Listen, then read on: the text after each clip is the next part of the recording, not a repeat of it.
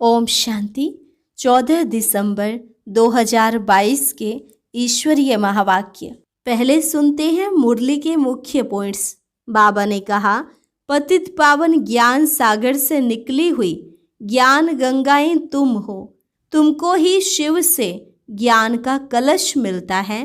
तुम्हें फिर औरों को यह ज्ञान देना चाहिए। तुम्हारा है कर्म योग, कर्म संन्यास नहीं। इसलिए गृहस्थ में रहते पवित्र रहो और कर्म भी जरूर करो। अन्न का भी बहुत असर पड़ता है, इसलिए परहेज रखनी है। पतित का अन्न नहीं खाना चाहिए। जितना हो सके अपने को बचाते रहो। भले धारणा करने में कहीं कहीं झगड़ा भी होता है, परंतु कोई भी हालत में तुमको अपना बचाव रखना है। इतना बेहद का राज्य लेते हो तो जरूर झगड़े भी होंगे। अभी तुम रूहानी क्षत्रिय हो, माया पर जीत पा रहे हो। इसे समझने में बड़ी विशाल बुद्धि चाहिए। तुम जो विश्व के मालिक थे, अब बेगर बन पड़े हो। फिर बेगर टू प्रिंस बनना है तो शांति धाम और सुख धाम को याद करो। इस दुख धाम को भूलते जाओ। तुम्हारा है ज्ञान बल और योग बल, जिससे माया पर विजय पाकर तुम विश्व के मालिक बनते हो। खुशी रहनी चाहिए कि हम श्रीमत पर अपनी राजधानी स्थापन कर रहे हैं। और लास्ट में बाबा ने कहा, अंत के समय बाप तुमको बहुत कुछ दिखाएंगे। शुरुआत से भी जास्ती मजे तुम देखेंगे, लेकिन जो अच्छी रीति पढ़े हुए नहीं होंगे वह अंदर फटकते रहेंगे। इसलिए अभी जितना पुरुषार्थ करना है कर लो। और अब सुनते हैं महावाक्यों को विस्तार से। मुरली का सार। मीठे बच्चे, तुम्हें ज्ञान का तीसरा नेत्र मिला है। तुम त्रिकालदर्शी बने हो, लेकिन यह अलंकार अभी तुम्हें नहीं दे सकते क्योंकि तुम पुरुषार्थी हो। प्रश्न, गृहस्थ में रहते कर्म अवश्य करना है, लेकिन किस एक बात की संभाल जरूर रखनी है। उत्तर, कर्म करते व्यवहार में आते अन्न की बहुत परहेज रखनी है। पतितों के हाथ का नहीं खाना है। अपने को बचाते रहना है। कर्म सन्यासी नहीं बनना है, लेकिन परहेज जरूर रखनी है। तुम कर्म योगी हो। कर्म करते बाप की याद में रहो तो विकर्म विनाश होंगे। ओम शांति। बाप बच्चों को बैठ समझाते हैं। जब कोई गीता आदि सुनाते हैं तो कहते हैं, यदा यदा ही धर्मस्य ग्लानिर्भवति भारत। जब जब धर्म की ग्लानि अधर्म की वृद्धि होती है, तब भगवान आते हैं। बरोबर धर्म की ग्लानि होती है। ग्लानि माना निंदा।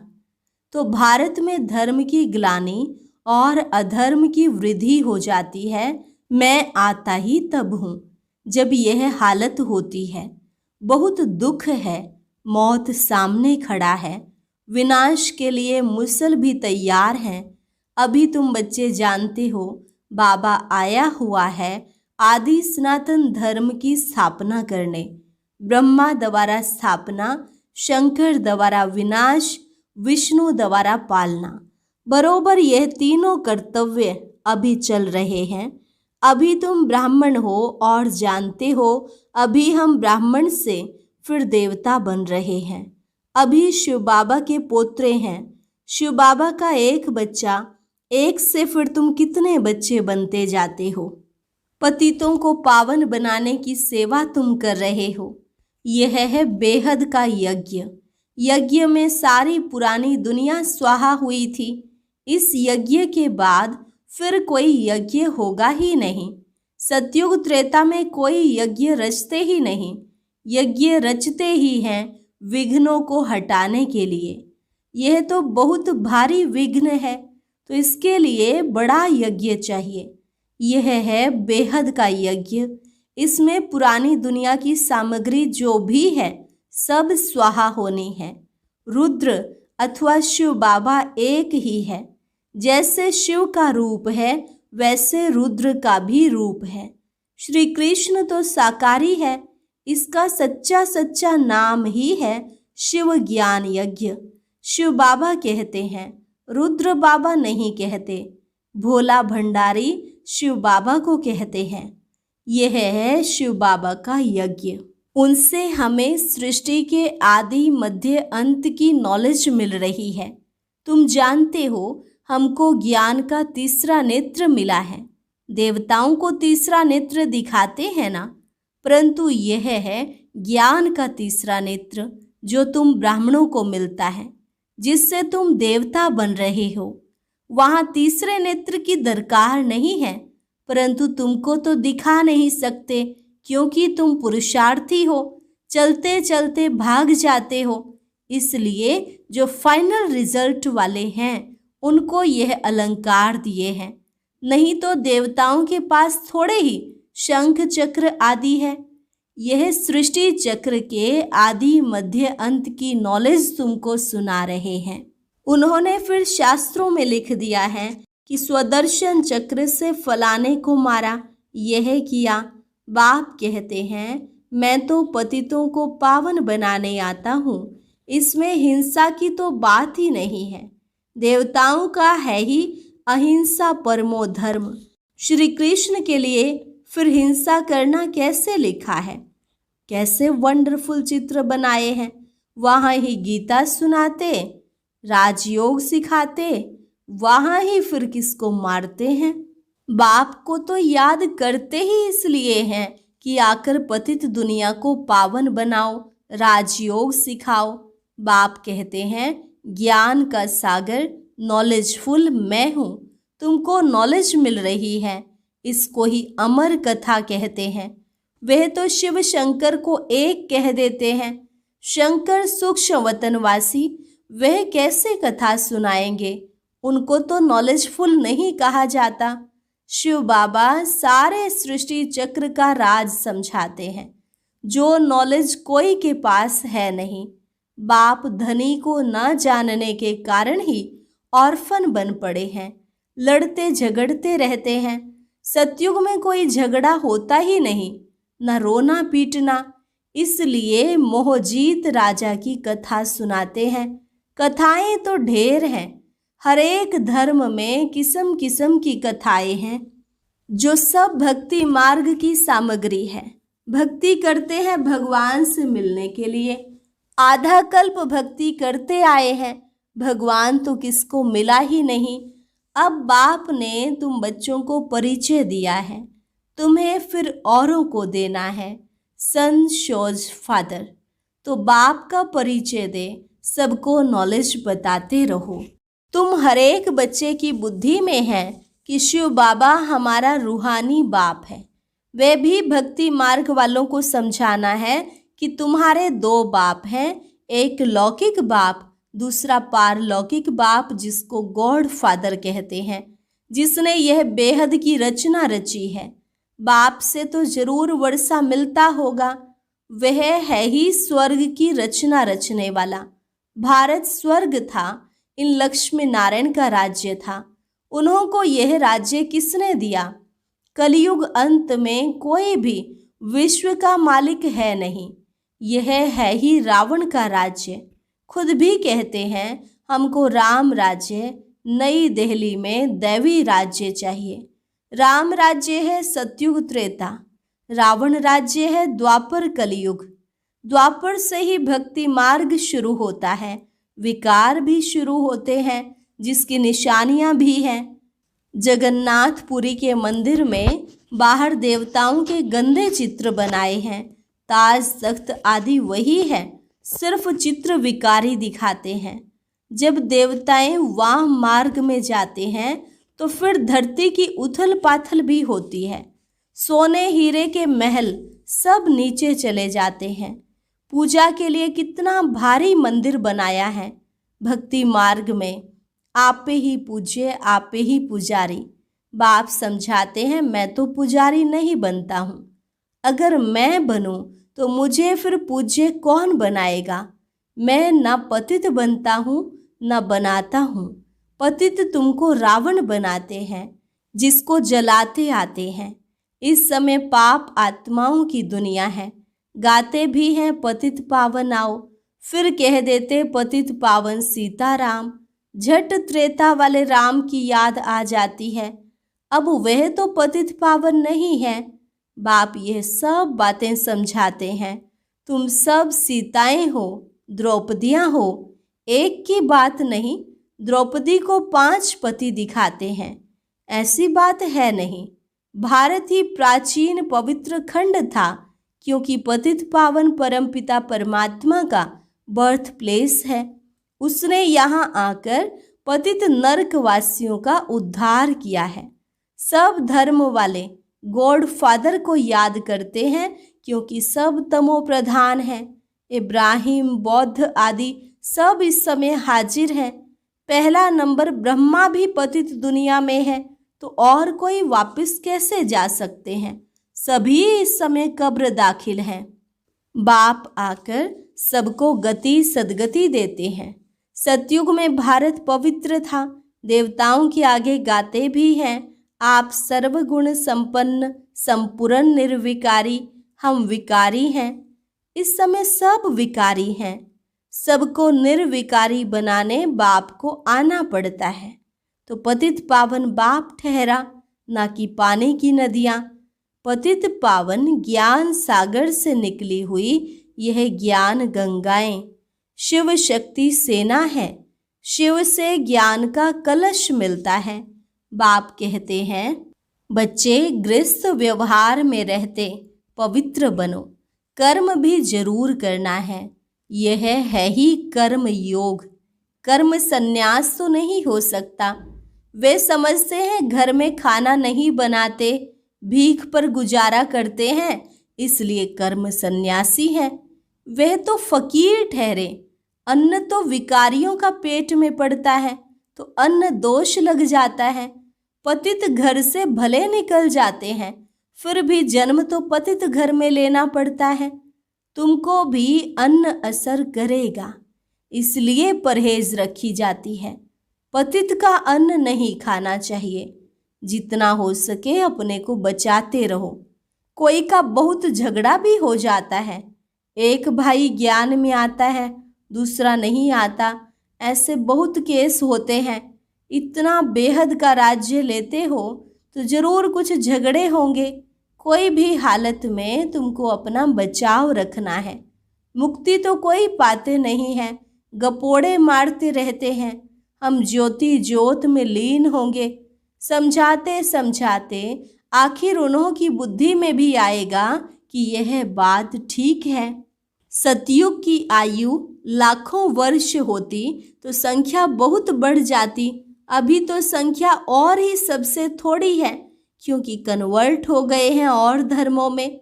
देवता धर्म वाले हैं सूर्यवंशी, राम को फिर क्षत्रिय की निशानी दे दी है। अभी तुम रूहानी क्षत्रिय हो, माया पर जीत पाते हो। इसमें समझने की बड़ी बुद्धि चाहिए। योग भी बड़ा सहज है। आत्माओं का योग लगता है परम पिता परमात्मा के साथ। योग आश्रम तो बहुत हैं, परंतु वह सब हठ योग कराते हैं। यह थोड़े ही कहते हैं कि परम पिता परमात्मा के साथ योग लगाओ। तुम बच्चे जानते हो, बाबा हमको दलाल के रूप में मिले हैं। कहते हैं मामेकम याद करो तो खाद निकल जाएगी। याद करते करते तुम मुक्ति धाम में चले जाएंगे। बाप बैठ समझाते हैं, बच्चे दुनिया का हाल देखो क्या हो गया है। तुम जो विश्व के मालिक थे, अब बेगर बन पड़े हो। फिर बेगर टू प्रिंस बनना है। भारत बेगर है। पतित राजाएं पावन महाराजा महारानी के मंदिर बनाकर पूजा करते हैं। निराकार शिव बाबा की पूजा करते हैं। जरूर कुछ किया होगा। कितने मंदिर हैं तुम अभी जानते हो। 5000 वर्ष पहले भी आकर राजयोग सिखाया था। तुमने अनेक बार राज्य लिया है और गंवाया है। अब फिर शांति धाम और सुख धाम को याद करो, दुख धाम को भूलते जाओ। यह सब विनाश होना है, फिर तुम स्वर्ग के मालिक बन जाएंगे। बाप कहते हैं, मैं तुम्हारा बेहद का बाप हूँ, तुमको बेहद का वर्षा देने आया हूँ। तुम्हारे दिल में खुशी है। हम अपनी राजधानी श्रीमत पर स्थापन कर रहे हैं, परंतु है सारा गुप्त। रावण पर जीत पानी है। गाया भी जाता है, माया जीते जगत जीत। 5 विकारों पर जीत पानी है, 5 विकारों का संन्यास करना है। खिवैया तो एक बाप है, सबकी सदगति करने वाले सतगुरु बिगर घोर अंधियारा है। भारत में गुरु तो बहुत है, हर एक स्त्री का पति भी गुरु है, फिर इतनी दुर्गति क्यों हुई है? कह देते हैं सब ईश्वर के रूप हैं, हम ईश्वर हैं, फिर योग किससे लगाएं? फिर तो भक्ति ही बंद हो जाए। फिर हे भगवान कह किसको बुलाते हैं? साधना किसकी करते हैं? खुद ईश्वर थोड़े ही कभी बीमार पड़ता है, परंतु कोई पूछने वाला नहीं है। डरते रहते हैं श्राप न मिल जाए। वास्तव में श्राप देने वाला है रावण।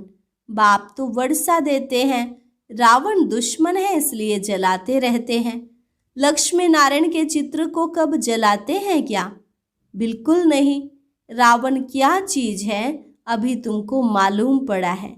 सतयुग में पावन प्रवृत्ति में सुख था, अभी पतित प्रवृत्ति में दुख है, अभी इसका विनाश होना है।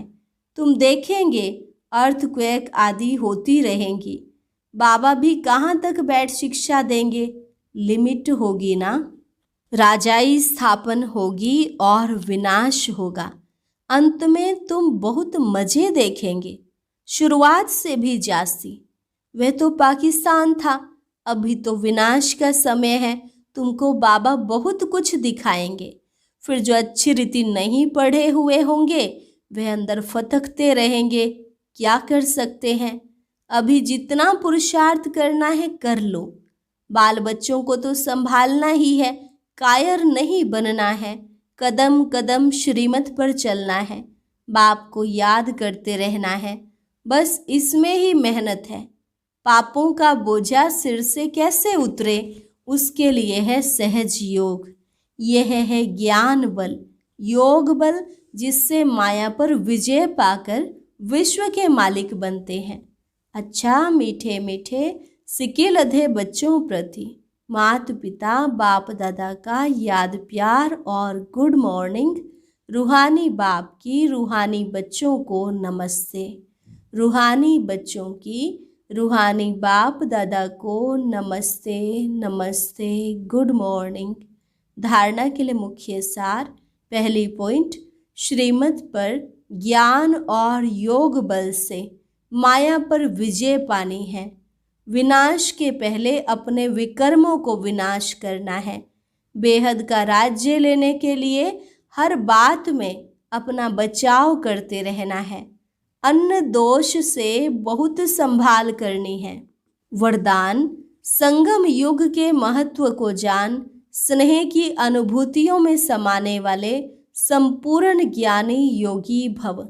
संगम युग के महत्व को जान, स्नेह की अनुभूतियों में समाने वाले संपूर्ण ज्ञानी योगी भव। संगम युग परमात्मा स्नेह का युग है। इस युग के महत्व को जानकर स्नेह की अनुभूतियों में समा जाओ। स्नेह का सागर स्नेह के हीरे मोतियों की थालियां भरकर दे रहे हैं, तो अपने को सदा भरपूर करो।